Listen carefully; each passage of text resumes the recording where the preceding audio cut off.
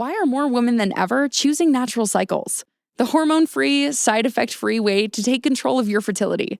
Natural Cycles is a birth control app that uses your temperature to find your fertile window. It is more than a basic cycle tracking app.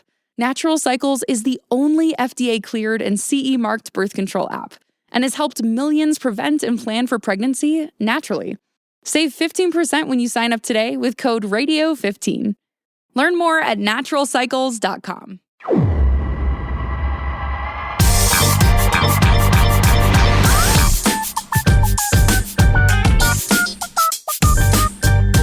It is a very dreary, rainy day in Denver today, but my heart is warmed by this little throwback intro to the Show Before the Show podcast because it's just me and Sam Dykstra. No shot at Ben Hill. I'm not, I'm just saying, we're throwing it back to an older era of the Show Before the Show podcast. Hi, Sam. Hi, Tyler. Yeah, we sent Ben as physically possible, as far as physically possible away from me. We ejected him across the country. Yeah, across the continent even. Yeah. Because he, ended the trip north of the border. Just so we could have this moment between me and you. So how are you? How are things? Things are all right. It's we don't talk enough, just me and you anymore. Yeah, I know. We used to have our weekly visits, and now Ben's in, and we got to stay all guarded. You can't let your emotions. We can't express our true feelings, and I have a lot of things of what's going on. Our Diamond Dogs meetings. If you're a Ted Lasso fan. No, man, things are good aside from the chill and the rain today, but I'm actually very excited about it because I've reached my mid 30s, some might say late 30s. But I, have a house that has a front and a backyard. I'm like and I think part of it is due to the fact that I worked in minor league front offices, but I'm like very into making my yard look really nice. Like I've been so inspired by like the groundskeepers that I've been around in my life. Chris Ball, affectionately known to everybody in the minor league world as Butter.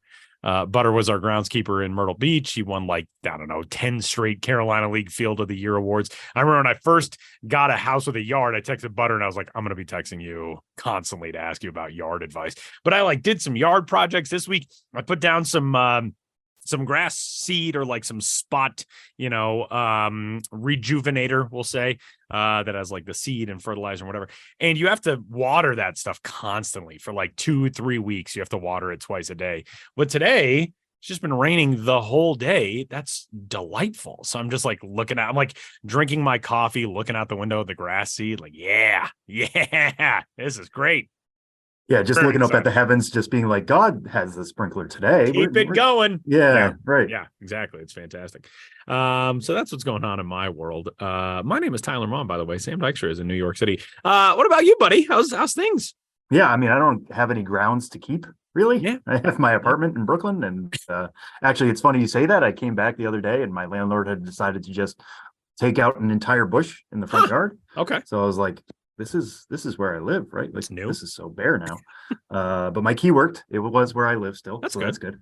But yeah, no, things are good. It's really starting to feel like spring here. And actually, I was talking to our, Kelsey Hennigan, our friend Kelsey Hennigan and coworker, about this, and she was saying the same in California, where everybody's so quick to be like, "Oh, it's got to be summer so fast." How did this happen? It doesn't feel like that here in New York, and it doesn't apparently feel that way in California. Let's appreciate spring while it exists. The dog days of summer are going to come. I do love the first moments of spring where you smell. We have dogwood trees in the or cherry blossom trees, both in the park by my house. And when I first walk by them with the dog, and you get that whiff, it's just that's the best, man. That is a spring appreciating moment. I'm a big fan. I know. And I know this is oh, look at you guys just talking about the weather. This is what happens when you catch up. No, this is actually, it has minor league ramifications. Yeah, exactly. Every day, a minor league front office somewhere is concerned about the weather. Is dealing with a rain situation. Yeah. Yeah. Somebody's pulling tarp. If it's 57, are people going to be coming out versus if it's 65? Exactly. This is all very apt stuff for the industry. There we go. We welcome you into the latest episode of the Show Before the Show podcast, the official podcast of minor league baseball. We got a lot coming up for you today. In case you did not notice, via us pointing it out, no Ben with us in a live context this week because Ben is on the road, has been on the road through the Pacific Northwest. Very exciting stuff, but we got a lot of stuff from Ben, which we are really excited to bring to you. You can get in touch with the show, of course, podcast at MILB.com. Give us your questions, your thoughts, your comments, your concerns, everything else. We've got some prospect news that we're going to get to, one massive promotion in particular. But before we dive into that, we're going to talk about some prospect news in the world of rankings. There's a new top 100 on the way from Sam Dykstra and company at MLB Pipeline. Sam, what's the biggest highlight? We're only a month into the season, but obviously we see in that first month a lot of changing of spots, whether it's guys climbing with early season success, guys falling due to injuries, etc. What are the highlights on this new top 100? Yeah, so what Tyler's talking about there is we are doing a market corrections. That's what we call it internally for MLB Pipeline. Actually, as we speak, I was having meetings with Jonathan Mayo and Jim Callis, who do the top 100 with me, on where to slot guys, where to move them around. We don't do a complete new top 100. We're not voting on the top 100 all over again. The way we like to do it is we do actually vote on the top 15.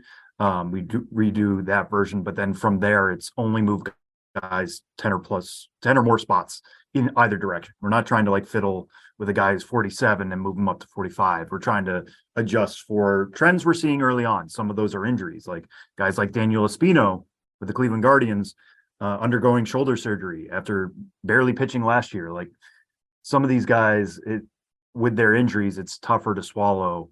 When are we going to see them again? Cade Cavalli undergoing Tommy John surgery. Like it's tougher to say they're a top 50 prospect in baseball if we're not going to see them again until 2024, which sounds like a crazy long way away, but that's just the reality for some of these guys. So adjusting them. But Tyler, you're asking about like what's going to be the headline. The headline's always going to be who is the number one overall prospect. That's what everybody looks at. That's why you're clicking the button. You're trying to figure out who we're going to put at number one overall. I'm not going to spoil anything. I'm not going to give you who it is now a few days early. These should be coming out Sunday night or early Monday morning, depending on when you check in on MLB.com/pipeline. But there is a legit debate right now in the game. I mean, we've gone through this year in and year out. Right now is no different. We had graduations, obviously, at the beginning of the year with Gunnar Henderson and Portman Carroll, and Francisco Alvarez is graduating this week. So he was our number one overall prospect. He's going to be bumped off the list. He's not being considered on Sunday. So you look at who's left and who's going to climb into that spot. And for us, I think it comes down to four players, really, who you could debate as the number one overall prospect in baseball.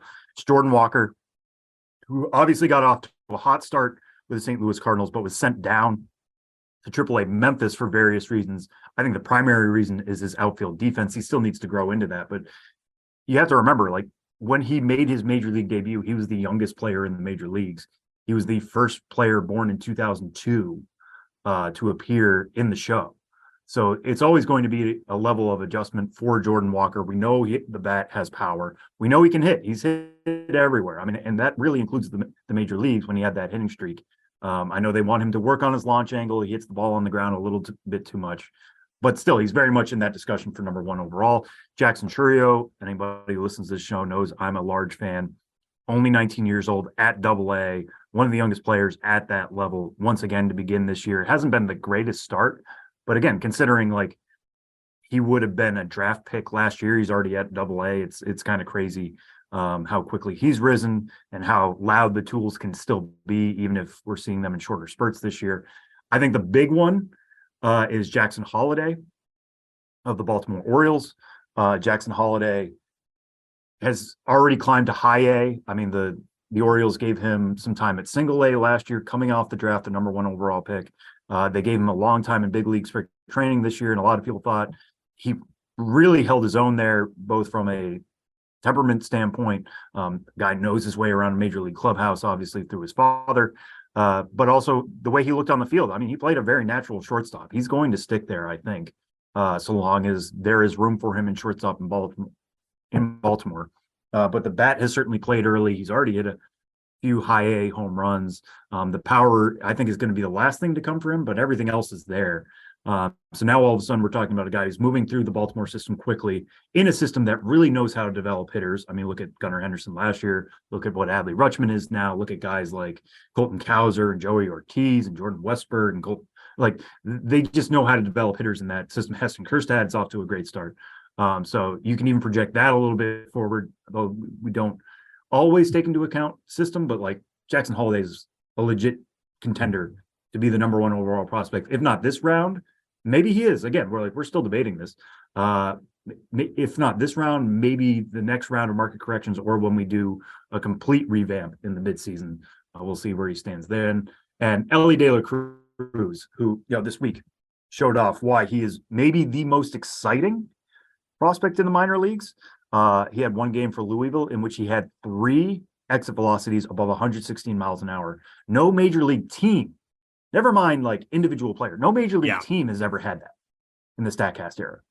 I mean, it's crazy. And he was doing it as a switch hitter. He had exit velocities above 116 from the left side and the right side in a night where he had 2 homers and a double. It was just insane stuff. We know he can throw the ball hard as well. He's very much of that O'Neal Cruz kind of starter kit that everybody likes to talk about. They're very similar profiles, being a shortstop. I think, everybody wanted to move O'Neal Cruz off shortstop at some point. Is Ellie De La Cruz going to be a long-term shortstop? We'll have to see. The arm, I think, could play at third. It could play in center. They might put him at second base. They have Matt McLean, who's off to a good start. Anyway, the big thing with Ellie De La Cruz is he chases a lot. He's going to post strikeout rates above 30%. That's just the way he is. Do you believe in the other tools? Do you believe like multiple top of the scale tools outweigh a 45 hit, even as a switch hitter? If you do, then you probably think he's number one in the game. I know a lot of fans who like to, scout from the couch in some way, or when you get to watch him on TV, might think like, hey, listen, this guy's great. He's got superstar written all over him, and he does. He has the highest ceiling, but that strikeout rate just gives me pause and keeps him in the debate. It is not number one with a bullet for Ellie De La Cruz. So those are the 4 guys we're talking about, I think, as chances to be number one overall. Again, check back in with us on Sunday night or Monday morning, depending on where you are, and you can find out where we landed on those 4 and so many more, like guys like Daniel Espino dropping, and some of the other names that we're trying to figure out based off of the early returns. All right. Well, based on that type of prospect ranking excitement, you would be somebody who could be forgiven for your levels of excitement over one of the most recent prospect promotions. And that is Yuri Perez, the Miami Marlins prospect who is going to make the jump all the way from Double-A Pensacola to the big leagues at 20 years old. He turned 20 less than a month ago. Yuri Perez, 6'8", 220. JJ Cooper of Baseball America pointed out that he is the youngest pitcher to make a starting pitching debut in the big league since Julio Urias did it back when he was, known as the teenager to all of us, of course. The stuff from Yuri Perez is ridiculously good. His numbers have been fantastic so far, obviously, at Pensacola this year. 6 starts, 2.32 ERA, 42 strikeouts against 9 walks and 31 innings pitched. He's got a whip of 0.81. Opponents are hitting 148 against him. He's done everything right, but this is a very aggressive promotion. He is slated to get the ball on Friday for his first major league start. Sam, your reaction to this move from the Marlins? Yeah, I mean, I think it's notable maybe like who he's pitching against on Friday. It's the Cincinnati Reds, and he's pitching at home. I wonder how much that has to do with the calculus of like, it's a home start, which is good. You can get comfortable. You know that you're going to be here for a while, or hopefully you're going to be pitching here for a while. You're not having to adjust to road life, all that kind of stuff. It's against the Reds, who we know aren't one of the best teams in the major leagues, and are off to a rough start in their own way, being 15-21. You look at where the Marlins are right now. They're in second place in the NL East at 19-19 as we're recording this on Thursday. They have a really bad run differential, but like, if you have any hope of maybe clinging to a playoff spot for the Marlins, like, bring up Yuri Perez, like, let him pitch, let him see if he's a big piece of the puzzle this year. Yeah. And Tyler, you mentioned all of his numbers. Like, he was certainly aiming for a promotion. I thought he was going to go to AAA, obviously, just because of how young he is. But when a guy's ready, and when a superstar is ready, you know it. I don't want to put this level of expectation on him, and it's definitely a different front office now than it was at the time. But like, the Marlins are the organization that promoted Jose Fernandez very aggressively. When you have a potential ace, and when guys can be pushed. Thankfully, Perez doesn't have to be that guy. Like, they have the reigning NL Cy Young winner in Sandy Alcantara. Like, he doesn't need to be the capital G guy on day one. He can kind of find his way. But when you look at the depth chart right now, it's probably true. Even if he hadn't pitched at AAA yet, he's one of the five best starting pitchers in that organization. So if you want to have any hope of staying afloat in that NL East and in that wild card picture, bring up the bin guns. And he's certainly that, with his fastball, being 70 grade, his changeup might be even better than that. He's 6'8". So sometimes it just looks like he's handing the ball to the catcher. I mean, it's crazy extension. You mentioned the stat about him being the youngest pitcher to make a debut since Julio Urias. But I also talked before about, like, Jordan Walker was the first 2002 born player in the major leagues. Perez is going to be the first 2003 born player. Yeah, I'm really not. This is the first kid that I could look at and think, like, if I had made some extremely different choices in my life, this could be my child. He was born a month, like almost exactly 1 month before I graduated high school. Yep. That is not. Oh boy. Yeah. And I always enjoy people like going through that journey on their own when they realize, like, oh no, this is like coming for me now. And like, it never gets better. I'm sorry. No, it only gets worse from here on out. Yeah, I'm still clinging to very few big leaguers. I'm like, come on, hang in there, Joey Votto. It's like the very few guys now that are still really, really good at baseball when they're healthy, in his case, and are older than me. I'm just like, man, I'm begging them to hang on. I don't think Nelson Cruz knows how much pressure is on his shoulders. Yeah, that is true. I'm saying. That is very true. Every year he comes back and we feel so much better about ourselves. And we don't live in an era with like a Nolan Ryan or a Julio Franco or somebody else who's going to be playing until they're 47. And that, well, I mean, Nelson Cruz could be that guy. But there's a lot of pressure. So, keep it going, Nelson Cruz. Yeah, Ben's not on the podcast right now, so I'll just say it. Let's bring back Jamie Moyer. Yeah, why not? Jamie Moyer could give you 6 innings right now. He's probably throwing the exact same velocity now that he was at 35. So, just go for it. I'm just saying, it's worth a shot. But anyway, so that it's going to be fascinating to see what he can do immediately. I mean, we've seen some guys come up and do really well, like Bryce Miller for the Seattle Mariners. Came up straight from AA. Different scenario. He's older than Perez, but he also doesn't have the ceiling of him, and he's extremely fastball heavy. He knows what works for him, and he's done all right for the Mariners. Meanwhile, Brendan Pfaadt of the Arizona Diamondbacks, who was last year's minor league strikeout leader, has really struggled so far for the D-backs. I don't think stuff-wise. I think he's just hitting too much of the plate, and major league batters hit those for home runs. I mean, that's just part of the learning process. So we'll see how this is going to go, but I'm fascinated by the decision. I love it. I love the aggression. I love that Perez has definitely earned this opportunity. And I can't wait to see what he does on Friday and, hopefully moving forward. I don't think this is going to be a one-start situation for him. I think you bring up a guy like that, especially with the video that they had. I don't know if you saw that, Tyler, when they, obviously it's a big thing now. Yeah, it was very when cool. A big prospect gets called up, you film when he finds out. But in this case, they did that at Pensacola, and it was actually Sandy Alcantara getting to tell him through a video message. And also jabbing him at the same time. He's like, I've got bad news. I'm going to have to see your face every day. Yeah. Which is like what you and I would say if all of a sudden pretty we much got called up to the majors at the same time. That is absolutely true. But it was perfect. It was a perfect big brother, little brother moment. Or in this case, big brother, because they're both extremely tall individuals. Well, some very cool stuff for the Marlins and for Marlins fans. And with that, we are going to head out to the West Coast and catch up with our pal Benjamin Hill, who has been traversing the wilds of the Pacific Northwest. He ventured to a place where he needed his passport. He got a chance to check out some big league action with your pal and our pal, Eric Mertens, Eric the Peanut Guy. We're going to hear from Ben, and Ben is going to talk to a couple of Arizona Diamondbacks prospects, and all of that is coming up on this week's episode of the Show Before the Show next.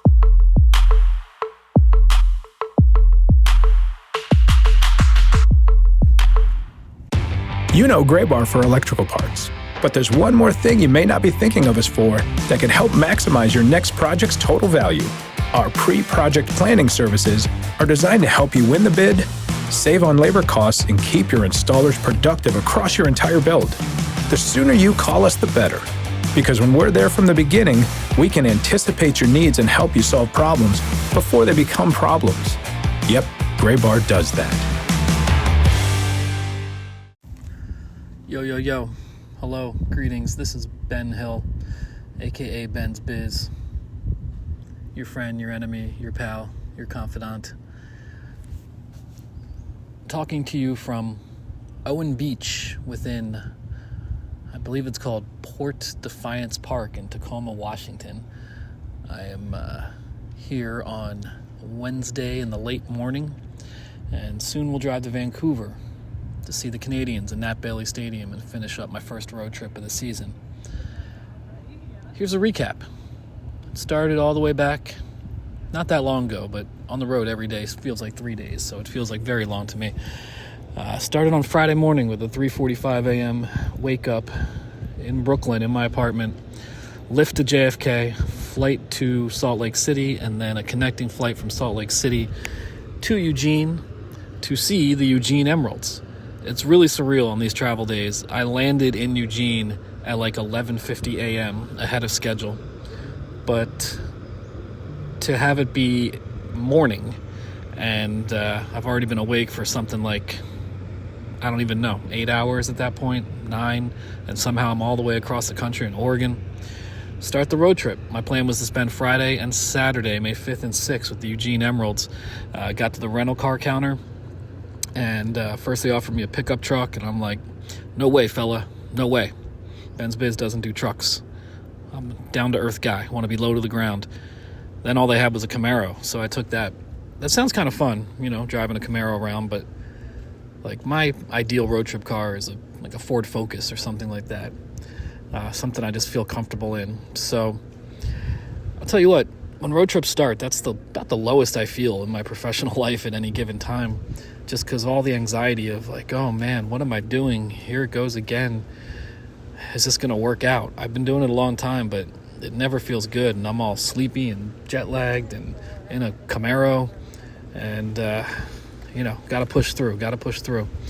So check into my hotel in Eugene, wander around the downtown a little bit, which seemed, surprisingly desolate for a college town on a Friday afternoon.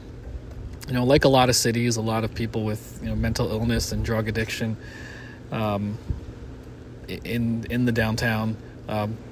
So that was just part of the experience for sure. Got some tacos. Fast forward, eventually made it to PK Park, home of the Eugene Emeralds. I'd last been there 11 years ago in 2012, and so it was of course overdue for a visit. I've known their general manager, Alan Benavides, for a long time. We hadn't communicated too much before the trip, but as soon as I arrived, he's like, yo, what's up? Let's go. And then basically for the next 2 days, I felt almost embedded in the front office, just there within the team's operation. That Friday was really bad weather, and of course I'm getting the requisite hard time from the team, like, why'd you come to the Pacific Northwest in May? And my response to all that all the time is like, look, I gotta come somewhere, and if you're operating, I want to be there. To me, sometimes the quote-unquote best nights are the worst nights for Ben's Biz. Like a sold-out fireworks middle of the summer night. Everyone's busy, there's not enough room to move. I kind of like the down nights, as it were. Not that I seek out rainy and cold nights like it was on Friday. But anyhow, that was a good night. PK Park is interesting. It's located in the shadow of Autzen Stadium, the home of the Oregon Ducks football program. And the ballpark is owned by the University of Oregon.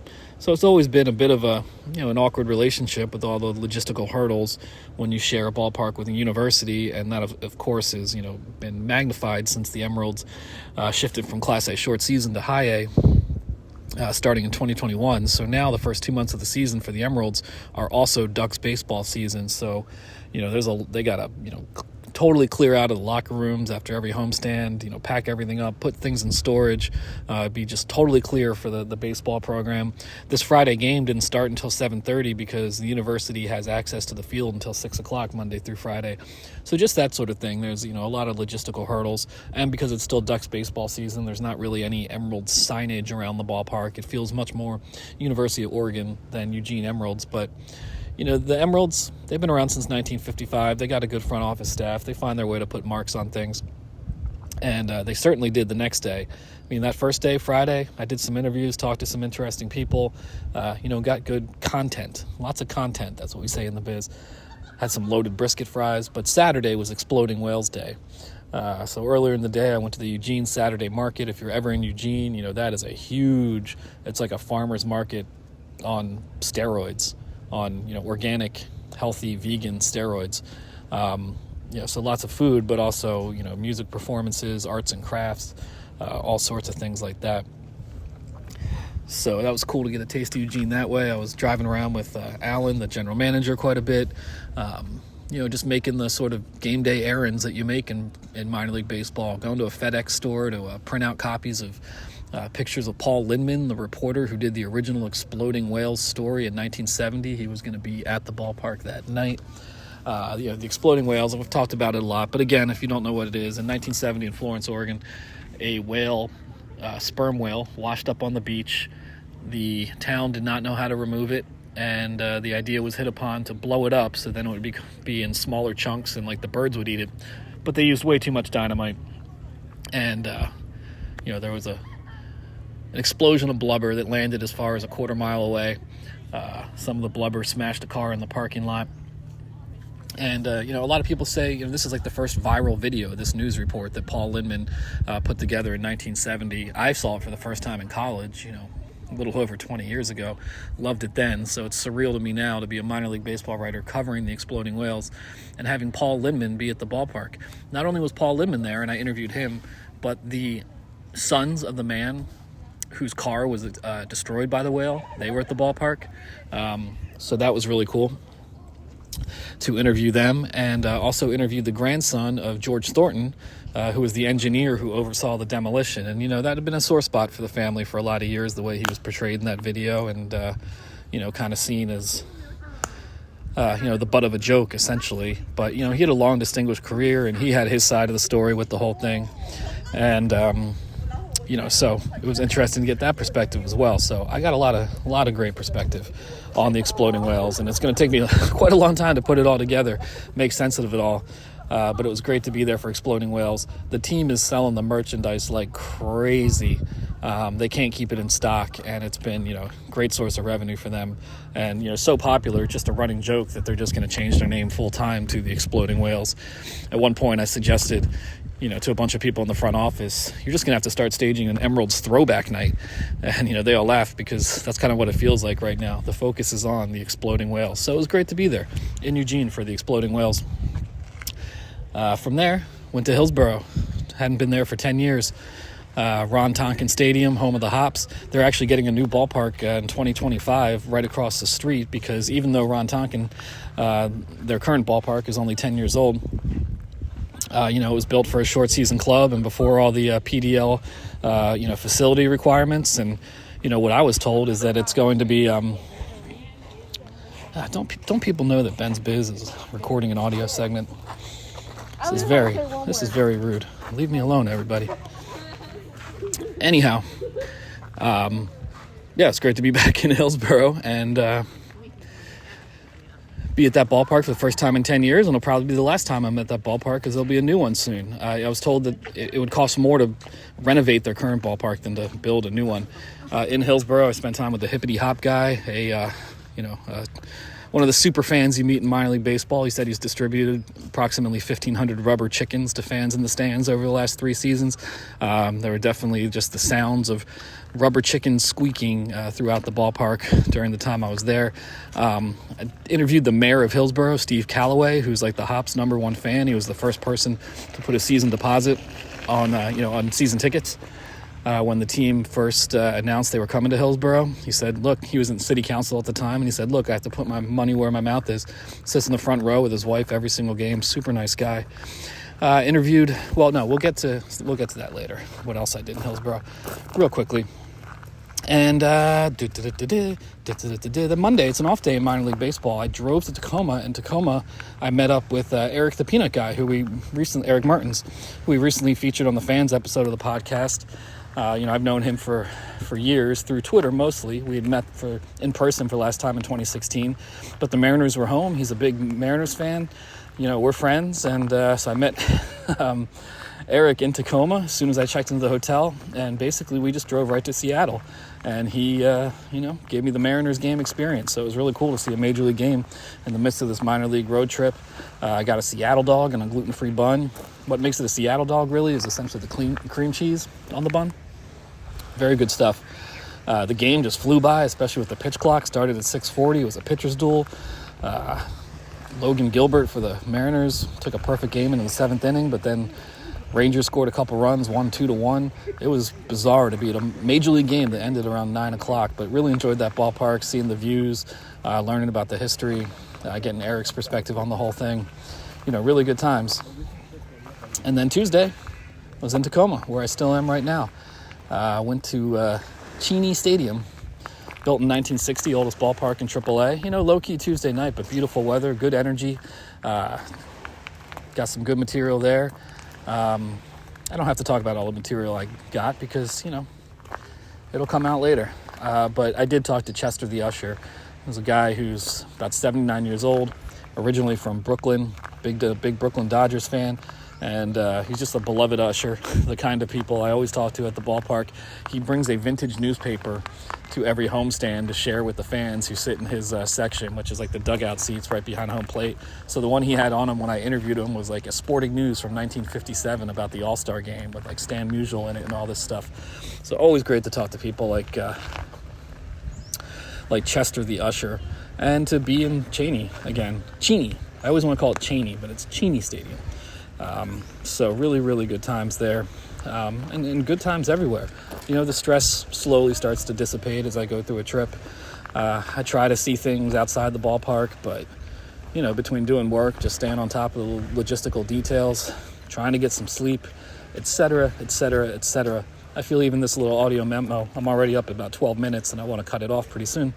It could go on for hours. There's just so many little stories that happen. Like in Tacoma yesterday, Mayor Steve Calloway from Hillsborough, I was on the concourse trying to get a picture of Epic Sax Gorilla, as one does, and as soon as Epic Sax Gorilla went away, Steve comes up to me, and at first I don't recognize him because I'm in Tacoma, and he, I met him in Hillsborough. I recognized him. I knew he was a guy I just met, but I didn't make the immediate connection. And he hands me a bag with 2 kids' books for my son featuring Barley, the Hillsborough Hops mascot, and says, these are for Harry, because I told him about Harry when I interviewed him. And then he just walks away. And what a kind gesture that was. The road is filled with those little things and meeting people. And I don't know if he came to the game just because I was there to give me those books or he was planning on it anyway, but yeah. Gotta say, I don't know too many actual mayors. I know mayors of ballparks, but I don't know too many actual mayors, but that was really nice of Steve Calloway, and so on and so forth. So I did get a recommendation, I think through Eric the Peanut Guy's cousin, who lives in Tacoma, to come to Owen Beach, and this is a good spot to be at. Beautiful natural landscape. There's the mountain to my right, which I have to assume is Mount Rainier, imposing. There's water right in front of me, which I have to assume is the Puget Sound. This episode is brought to you by Indeed. Stop waiting around for the perfect candidate. Instead, use Indeed sponsored jobs to find the right people with the right skills fast. It's a simple way to make sure your listing is the first candidates see. According to Indeed data, sponsored jobs have 4 times more applicants than non-sponsored jobs. So go build your dream team today with Indeed. Get a $75 sponsored job credit at Indeed.com/podcast. Terms and conditions apply. I don't know geography. I just know that America has a lot of beautiful locations within it, and it's always nice to see them. So anyway, got a lot of material from the road to share with you in the near future and otherwise. But for now, how about a pair of interviews with two Hillsboro Hops pitchers who both are video game obsessives. Conor Grammis is 47th ranked in the world in Pac-Man, so he's a vintage guy, and we'll hear from him first. And then Dylan Ray is big into Rocket League, which is essentially soccer with cars. So maybe after these two interviews, Sam can talk about who they are on the playing field, and I think they're both pretty highly ranked prospects. But from my perspective, I talked to Conor and Dylan about video games. So please enjoy Ben's Biz from Owen Beach in Tacoma, Washington. Over and out.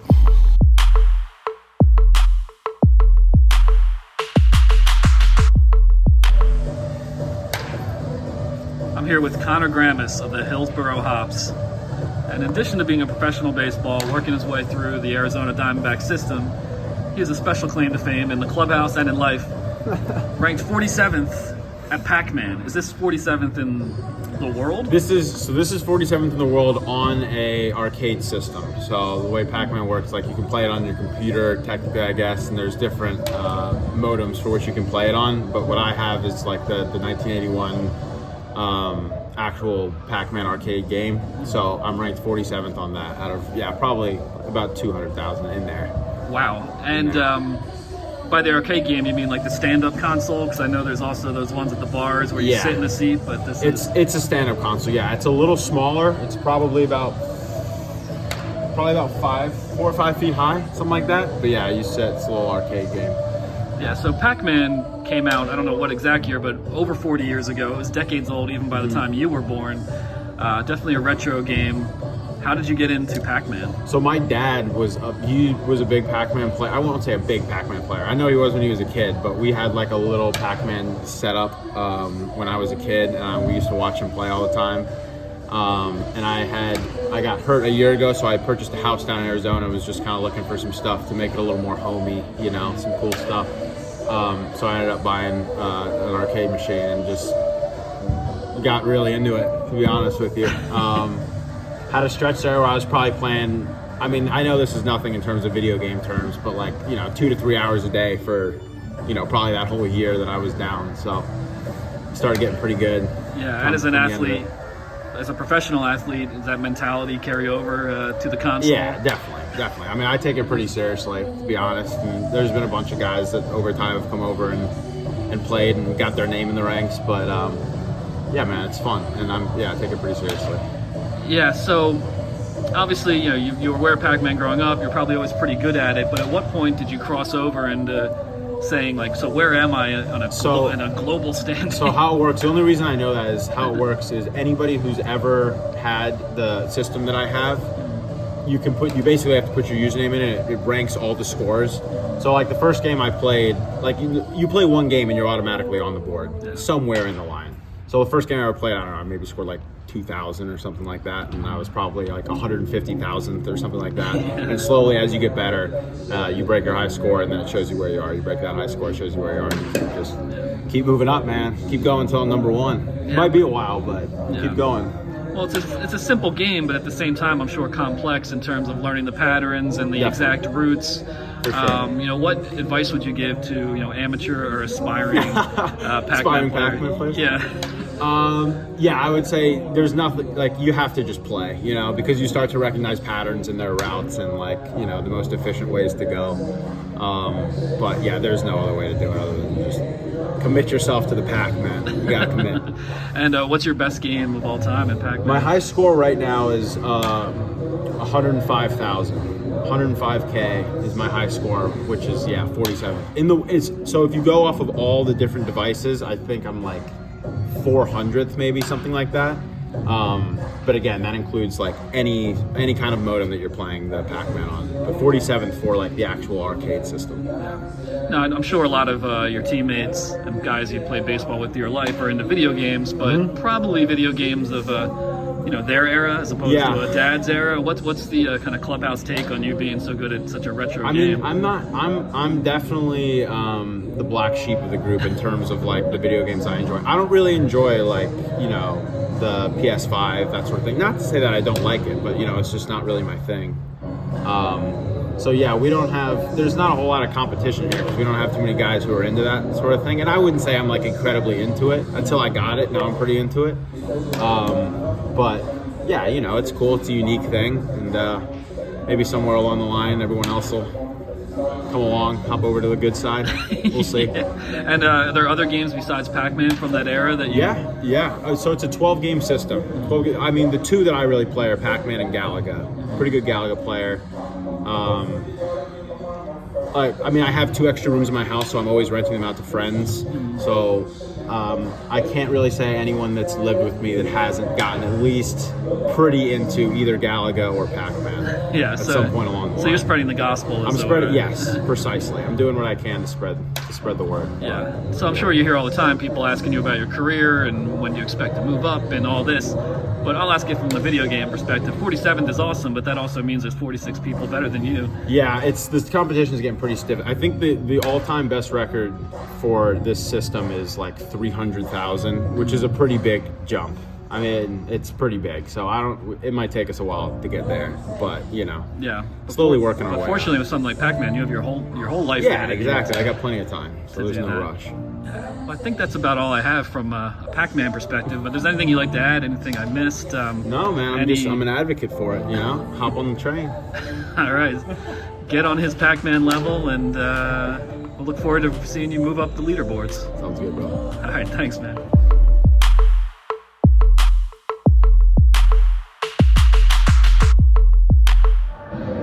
Okay. All right, so here we're here with Dylan Ray, the Hillsboro Hops.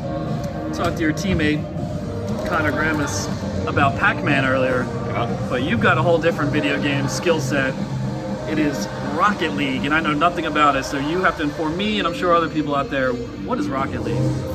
For those that don't know, Rocket League requires much more skill than Pac-Man. It's a game. It's car soccer is what it's called. There's a ball, you score it into the net, but you have a flying car that you use, and you can fly around and hit the ball with the teammates, like 3v3 or 2v2. But yeah, I have like almost 2,000 hours playing this game. Wow. Pretty big waste of my life, I'd probably say. So it's not just a skill that I had.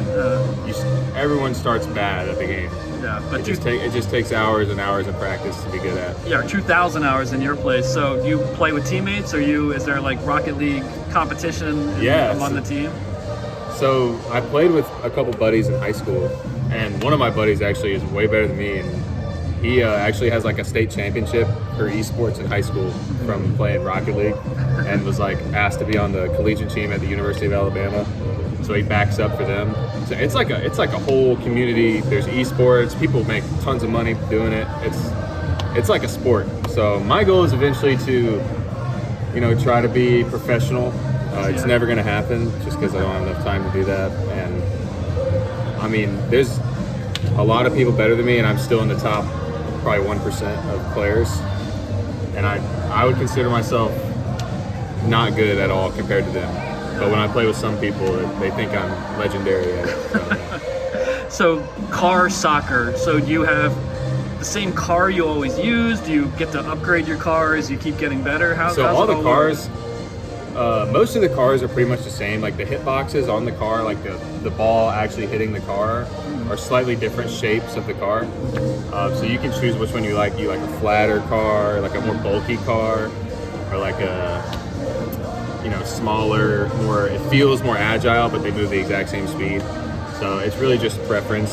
So it's fair for competition for all the cars to be the same speed, a little bit different size, that kind of thing. What's your Rocket League car of choice? My rocket car of choice would be the Octane.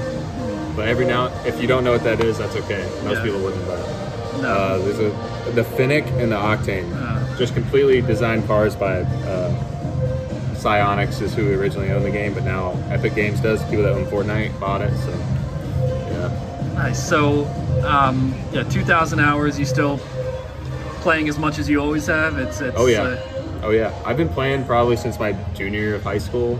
Wow. And so I play pretty much every day still to this day. So the hours are going to keep climbing, unfortunately. My fiance would probably say they need to slow down a bit, but you know. But you're not willing to yet say that you have a Rocket League problem or anything like that. I wouldn't call it a problem. I'd just call it a hunger for success. Yeah, hunger for success. That's what motivates you as a professional competitive, athlete. man. I just like to compete. You play baseball to compete. I get home and want to compete with something. And Rocket League is, I get more adrenaline from playing 2v2 Rocket League than I do playing baseball. Yeah. It trains your brain for the mound. I like to think of it like that. So you're out there on the mound, yeah, and you're bringing the energy from Rocket League. So I'm thinking like a 0 seconds on the clock. I got to score a goal in Rocket League. That's way more pressure than pitching in a game out here. Right. So you have a good perspective on all this.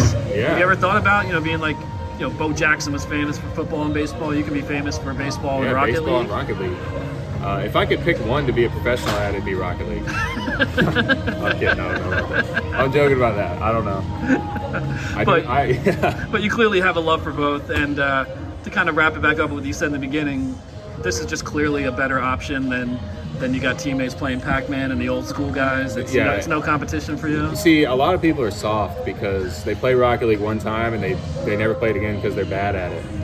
So like guys that are good at Rocket League, you got to really give it to them because it takes thousands of hours to be good at it. Yeah. Like I don't know one person that has 500 hours that's really good. Yeah. Like you play 500 hours, you're going to be just okay. Yeah, so most games, if you play 500 hours, you're better than pretty much everybody. Yeah, but you got to be elite. And so, to wrap up, what you've done at Rocket League is more impressive than being 47th in the world at Pac-Man? 100%. I would say being a grand champion in Rocket League is more impressive than playing minor league baseball. Well, that's a great way to sum it up, man. Thanks for informing me and I'm sure others about this wonderful game called Rocket League. I'll have to check it out myself. I appreciate your time. Thank you.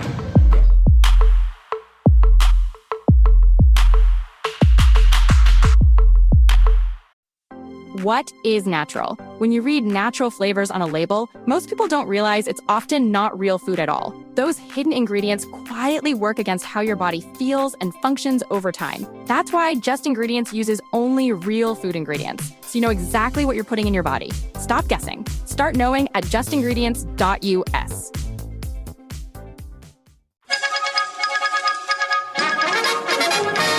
We interrupt this podcast to bring you another thrilling edition of Ghosts of the Miners. Now, here's your correspondent and host, Joshua Jackson.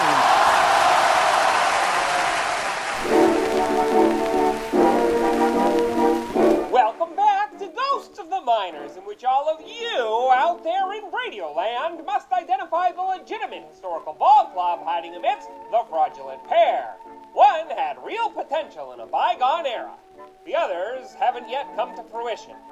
In the last segment, I asked you which of the following minor league baseball teams did at one time exist. A. The Moscow Timberwolves. B. The Monterey Bulls. C. The Paris Lakers. You've made me say ooh la la if you picked C. The Paris Lakers, who sank and swam in the très romantique city of Paris, Illinois throughout the 1950s. With a new ballpark on the banks of the Twin Lakes just north of town, the club was the beneficiary of a $20,000 fundraising effort from local fans and had as its president Raymond Massey, a Paris attorney and minister. It was a choppy inauguration for the Lakers in 1950, as Paris went through three managers, guillotining Earl Skaggs and Von Price before finishing the year with John Morris at the head. Yes, those semi-headless Lakers wound up looking waterlogged with a 43-75 record. Well below the thermocline and in 6th place in the 8-team Mississippi-Ohio Valley League. Who got the Lakers off the bottom? Why, it was Tom Sunkel. Born right there in Paris in 1912, Sunkel pitched 63 big league games between the Cardinals, Giants, and Dodgers from 1937 to 1944. Sunkel rose to the challenge of his first managerial job in 51, leading the Lakers to a winning record not only in 51, but again in 52, and into the MLB League Finals in 1953. Sunkel's Lakers drifted in 54, finishing 58 and 68, 16 games behind the Decatur Commodores, who'd torpedoed their title hopes the previous year. Harris bid adieu to Sunkel for 55, and at season's end did the same to the whole league after a 62 and 64 finish under skipper Richard Ragazio. Was this the end of the ball club? Au contraire. In 56, it was bonjour, bonjour, bonjour to the Midwest League, manager Marty Pirtle, and the club's first and only championship, with third baseman Tex Golson leading the loop with 30 home runs. There was no Arc de Triomphe to come, however. Although the Lakers stayed afloat for the next 3 seasons, they looked a bit rudderless and lost a 5-year affiliation with the Chicago Cubs. And ahead of the 1960 season, the Midwest League went through a bit of a shakeup, adding new Quincy and Davenport clubs. Michigan City and Paris were invited to stay in the circuit, but on the condition they find new parent organizations. Neither did. And that's how the Lakers dried up. Now, on to the question for next time. Which of these loudmouths made a ruckus in the minors of yesteryear? A. The Mount Vernon Vehemence. B. The Waycross Blowhards. C. The Cozad Shout-It-Outs. Want to know the answer? Speak up. Or tune into the next Ghost of the Miners. But for now, you'll have to excuse me. My producer Ben Hill is on the way back from the Pacific Northwest, and I've got to warn the railroad bulls.